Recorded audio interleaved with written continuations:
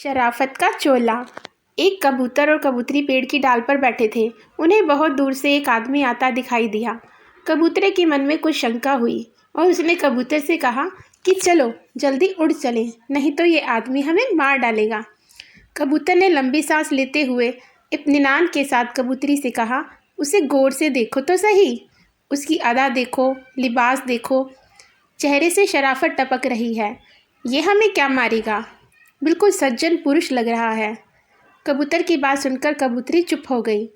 जब वह आदमी उनके करीब आया तो अचानक उसने अपने वस्त्र के अंदर से तीर कमान निकाला और झट से कबूतर को तीर मार दिया और बेचारे उस कबूतर के वहीं प्राण पखेरु उड़ गए।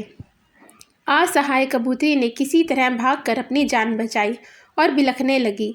उसके दुख का कोई ठिकाना ना रहा और पल भर में ही उसका सारा संसार उजड़ गया। उसके बाद वह कबूतरी रोती हुई अपनी फरियाद लेकर राजा के पास गई और राजा को उसने पूरी घटना बताई। राजा बहुत दयालु इंसान था। राजा ने तुरंत अपने सैनिकों को उस शिकारी को पकड़कर लाने का आदेश दिया। तुरंत शिकारी को पकड़कर दरबार में लाया गया। शिकारी ने डर के कारण अपना जुर्म कबूल कर लिया।